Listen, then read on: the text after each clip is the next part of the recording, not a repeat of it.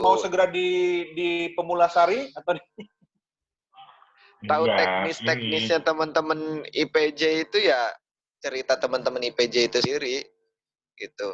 Iya, Teman-teman ada di ini pemulasaran jenazah. Ada insight-nya nggak? Maksudnya di kampungnya Pak Doni ini kan sempat kemarin jenazah dibuka-buka, ya kan? Terus juga itu orang mau dikubur, nggak boleh dikubur. Nah ini maksudnya dari Mas sendiri ada ini nggak? Maksudnya himbauan atau bilang, oke, ini udah diurus kok, atau udah sesuai standar atau gimana, jadi nggak usah takut atau gimana. Pengen dengar langsung dari ini, dari tenaga medis. Iya, semua pasien yang meninggal di Sulianti Saroso dengan kasus infeksi, dulu kan kita kan pernah nanganin pasien flu burung, MERS-CoV, termasuk pasien HIV, sama perlakuannya itu. Mereka akan dimandikan sama petugas kita, nanti terus kemudian diplastik. Kenapa nggak disuruh mandi sendiri, bro? Iya, itu lari nanti semuanya. Manja amat sih harus mandi. Iya. Artinya jadi ada protokolnya ya memang ya yang harus ada protokolnya. Ya. Protokol untuk pemulasaran pasien infeksi. Istilahnya seperti itu. Dan orang-orang yang berada di wilayah pemulasaran jenazah ini kan yang artinya kan sangat riskan kan. Mereka langsung menangani jenazah bersentuhan fisik ya kan, memandikan dan memulasari jenazah. Itu ada perlakuan khusus nggak bagi mereka itu? Sama, pemakaian APD lengkap dengan kita. Gitu. Jam kerjanya bagaimana itu ya? Jam kerjanya sama, mereka per shift. Pagi, sore, malam sama mereka. Cuma ya mereka kerja kalau ada yang meninggal gitu aja. Kalau nggak ada ya mereka standby duduk di ruangan pemulasaran jenazah. Iya. Kan? Sebab memang jenazah nggak bisa diatur shift-shiftannya ya. Iya. Nggak bisa dijadwal gitu. Kadang-kadang malam mereka ya ditelepon harus siap gitu kan. Kadang-kadang betul. Pagi, kalau kita kan ada iramanya ngasih obat jam sekian, terus ngasih makan jam sekian, itu kan pasien-pasien itu kan. Ya, tapi kan petugas medis itu kan saking sibuknya, walaupun sudah diatur shift-nya, tetap kan harus konsentrasi kan, dan ini kan bisa menurunkan imunitas karena kelelahan dan capek gitu kan. Terus apa yang dilakukan untuk tetap menjaga biar kondisi fisiknya tetap kuat?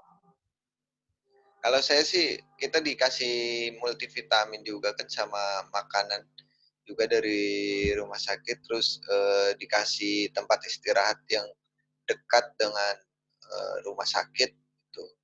Terus kemudian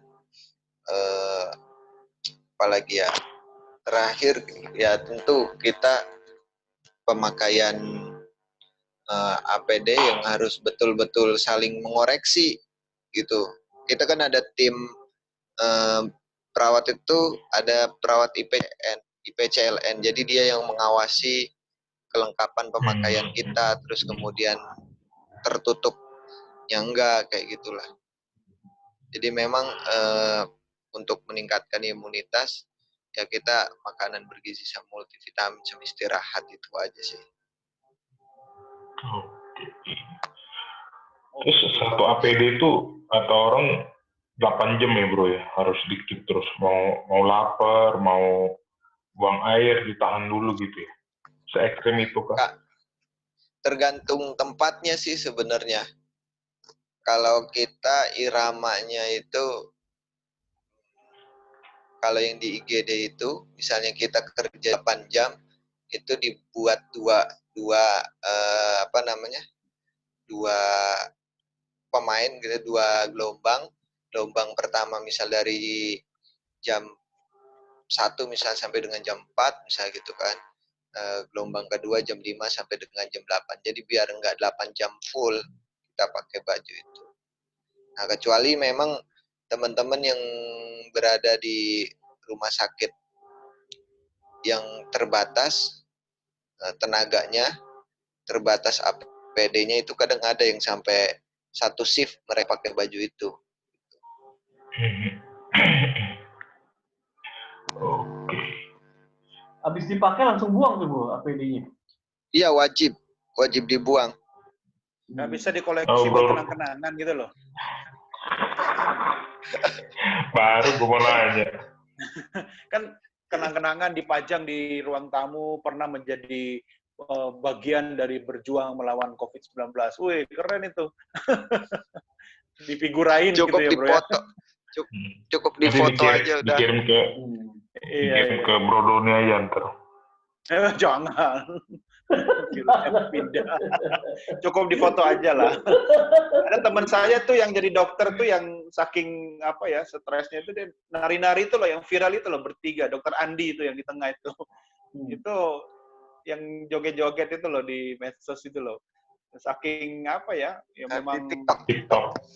Iya, TikTok itu ya biar bisa menghibur diri biar nggak terlalu ini kan stres gitu kan. Iya. Ya kadang-kadang kayak gitu juga kita lakuin tuh. Temen-temen pada foto-foto ada. Tapi yang motoin ada tim khususnya kan. Kita ada apa namanya? Mereka juga pakai APD? Enggak, karena kan di luar pakai kaca kan.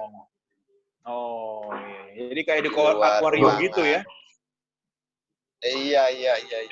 Kayak kalau kita di SeaWorld kan lihat ikan di dalam, kita foto-foto dari luar gitu kan? Iya, betul. Bro Nurdi, itu kalau orang positif, misalkan gejala kan kadang-kadang dibagi 3 tuh, ringan, sedang, sama berat. Kalau yang berat, recovery-nya berapa lama, Bro Nurdi? Yang berat cukup dilan aja, Bro. Iya. Kalau berat itu tergantung tadi penyakit komorbidnya itu, pulihnya itu bisa lama itu. Ada yang bisa sampai sebulan lebih. Ada pas sebulan lebih kan. Karena memang beberapa fungsi tubuhnya udah dirusak kan sama virus itu, misalnya ginjalnya rusak kan, terus jantungnya dirusak kan. Nah itu kan pemulihan itu kan butuh terapi tambahan kan gitu. Yang kita pantau semua proses itu ya pengobatan sampai penyembuhan perawatan pasien COVID-19 itu apakah dijamin dan ditanggung oleh negara atau tetap ada bagian dari pasien sendiri yang harus membayar gitu? Kalau dia COVID-19 itu ditanggung sama negara ya, terutama rumah sakit yang memang rujukan untuk COVID-19, kecuali memang rumah sakit swasta, misalnya dia bukan rumah sakit rujukan COVID yang dituju sama negara, nah tapi dia merawat pasien COVID gitu kan. Kan ada beberapa pasien-pasien yang memang mau eksklusif kan.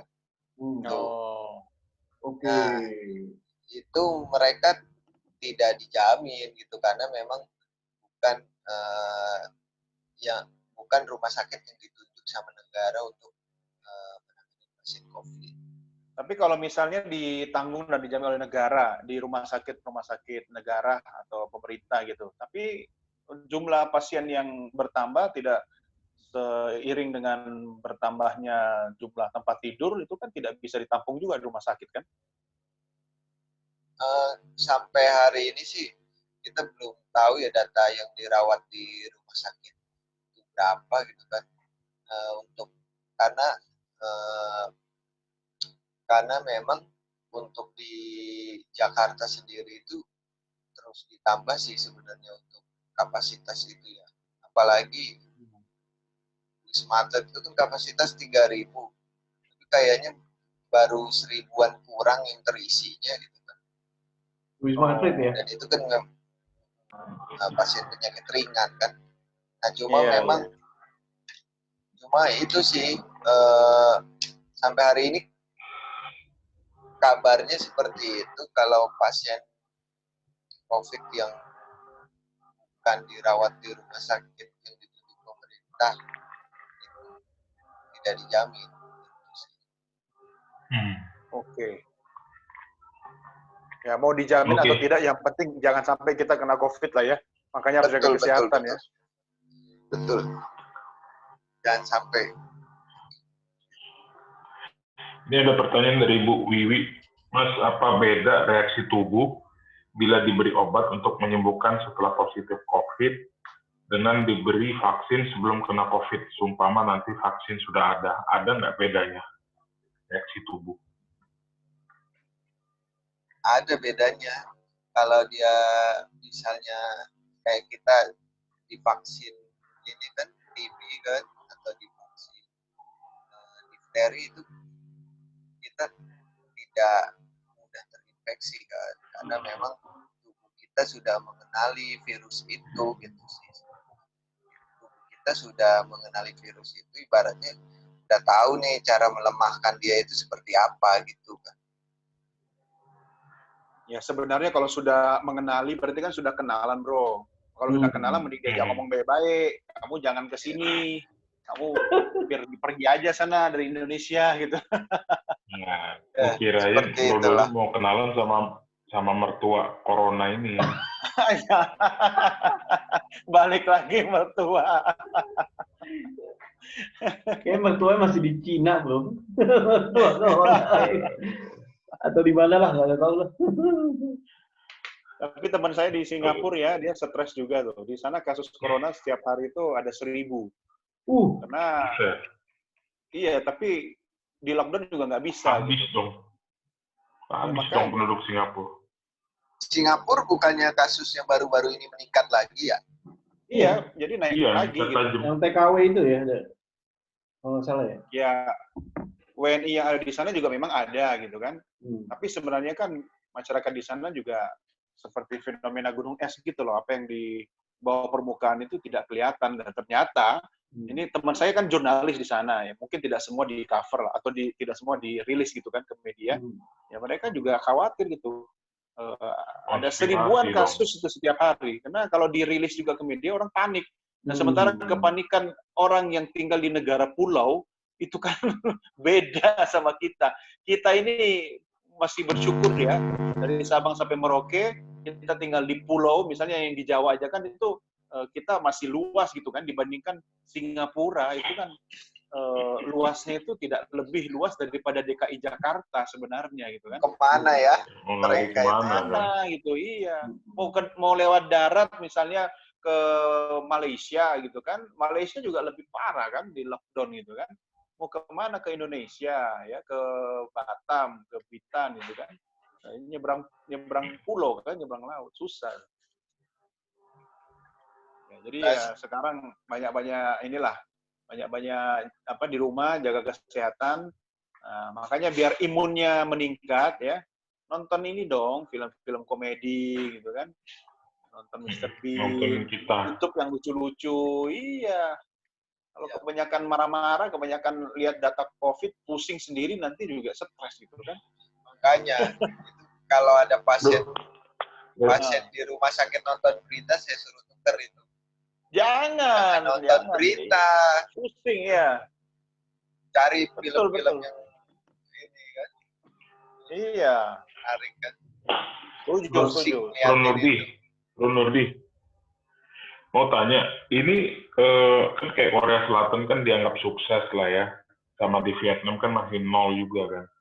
Ini kan mereka tuh ngelakuin tes massal yang gede-gedean kan.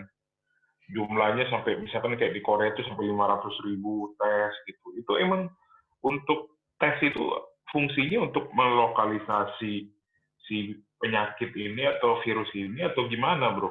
Karena yang mereka lakukan sih itu. Ketika terjadi tes massal dengan banyak orang gitu kan, yang pokoknya tes massalnya banyak gitu, banyak banget gitu kan. Misalnya di kita anggaplah tes massalnya kita lakukan 1 juta gitu kan, 1 juta penduduk dilakukan tes massal. Nah itu orang yang kena itu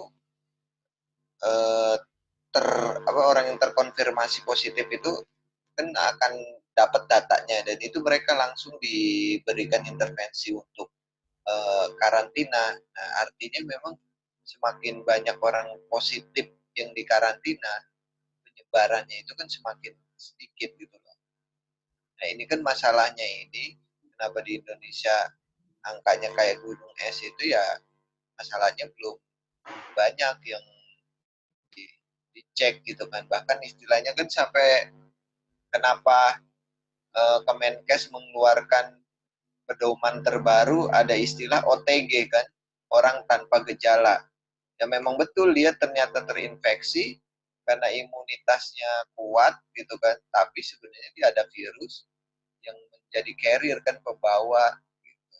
Dia nggak punya gejala, tapi kalau misalnya dia ketemu orang yang imunitasnya rendah, apalagi ada komorbidnya, ya itu orang itu kena dan itu dia yang akan ada gejala, bahkan kondisinya berat gitu kan. Makanya ada istilah orang tanpa gejala. Sebenarnya dia kalau di swab positif gitu kan, tapi nggak punya gejala apa, nggak batuk, nggak ada demam, nggak ada panas. Terus gimana tuh kalau nggak ada gejala, cuma diem aja gitu? Makanya diisolasi di rumah 14 hari. Ntar imunitasnya virusnya udah lemah. Oke. Yang bahaya malah itu ya, orang tanpa gejala ya. Kita tidak tahu dia jadi carrier kan? Iya betul. Keberhasilan negara-negara yang berhasil itu dua. Mereka menerapkan pemeriksaan massal, kemudian melakukan isolasi ketat terhadap hasil pemeriksaan itu gitu. Dua itu yang mereka lakukan. Emang perangnya itu ya cuma, kalau belum ada vaksin begini, perangnya cuma dua itu, pencegahan. Saya bilang pencegahan. Kita lakukan isolasi ketat, temukan siapa orangnya, terus diputus, dia jangan menyebarkan kemana-mana gitu kan. Jadi memang kita putus. Bu Nurdin, ini virusnya itu dia bisa bermultiplikasi sih ya. Bisa berkembang biak. Si Ogi nanya tuh, Ogi yang muda kena berapa, 30 sampai usia 30 sampai 50 kemarin kalau nggak salah dikasih tahu 50% ya. usia 30 sampai 50 itu positif. Nah, itu gue belum masuk ke rentang itu gue. Iya, udah di atas kan 65 kan? Sampai 50% kalau nggak salah. Persentase meninggalnya, bro. Oh, kalau meninggal. Lu nanya kalau meninggal. Iya. Kalau meninggal itu manajer umpan balik ya. Kalau meninggal kayaknya belum baca. Ya, maksud gue kecil kan? Itu. Yang meninggal muda itu kecil kan angkanya? Ya, kecil angkanya di dunia juga kecil. Tapi kan tetap aja meninggal juga ada. Iya, betul kata Om Mario itu. Kata Mas Mario betul. Kadang-kadang muda sama merasa muda itu beda loh. Kita lihat angkanya, misalnya kayak kemarin bilang, oh tenang kok, angka meninggalnya 2%. Ya, kalau 2% penduduk Indonesia 250 juta. Itu 2% berapa coba? Meninggal. 5 juta, bro. 5 juta. Habis. Ntar nggak ada yang download aplikasi finansial pun. Itu namanya bersenang-senang di atas penderitaan orang itu. Enggak, makanya gue setuju kalau semua sehat, jadi bisa download semua. Oh iya. Belum download, belajar makanya dulu, nama rumah sakit harus diganti. Jangan rumah sakit, tapi pusat kesehatan, health center. Jadi biar orang nggak banyak sakit. Pusat kesehatan terkonotasinya beda lagi. Puskesmas. Itu lebih bagus itu, lebih positif kan daripada rumah sakit ya tempat orang sakit. Harusnya orang pusat sehat. Kesehatan mas-mas gitu. Puskesmas, pusat kesehatan mas-mas gitu kan. Ya, Bro Ruby bagaimana? Tadi tanya tuh. Bro Ruby ada tanya tadi, bisa berkembang biak nggak nih virusnya? Kayaknya mau beternak Bro Ruby kan. Justru dia itu berkembang biak. Kenapa dia bisa ada gejala-gejala muncul di mana-mana? Karena dia berkembang biak. Ada pria dan wanita juga nggak sih? ini sebenarnya COVID ini buatan manusia apa alami, bro? Nah, kalau itu saya tidak tahu itu. Kalau jelas virus itu buatan alami. Enggak, kalau matematikanya kan rekayasa kalau matematik betul, rekayasa genetika apa dari alam gitu. Ada ini enggak? Maksudnya ada ciri-cirinya enggak kalau yang buatan? Gimana strukturnya ini? Udah ada yang sempat bahas belum itu, bro? Belum kayaknya. Atau ada mata kuliah yang bahas itu enggak? Ada mikrobiologi.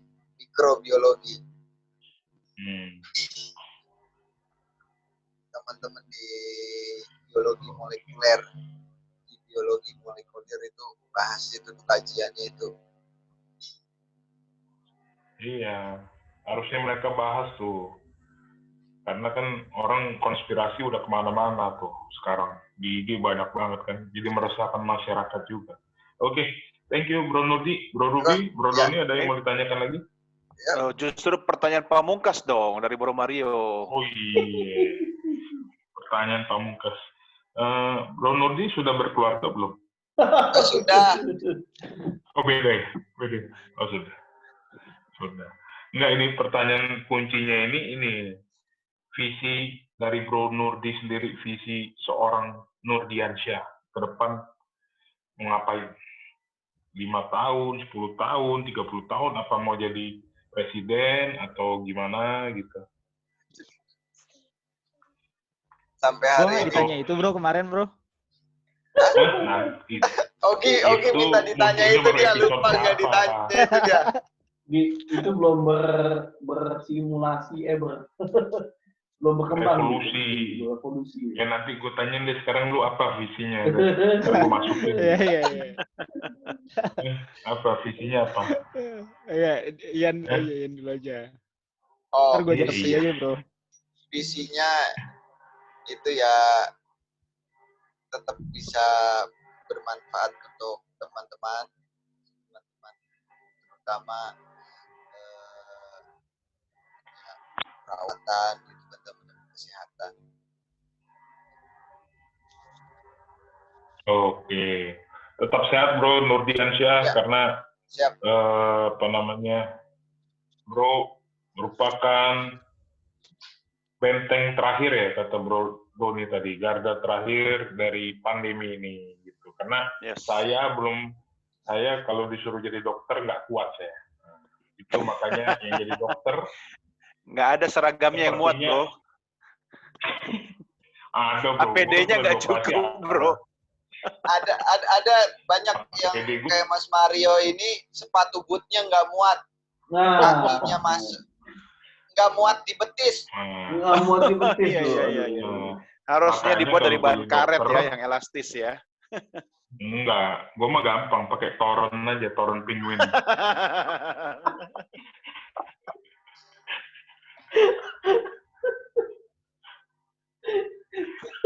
Tangannya gimana mau pipa? Pipa.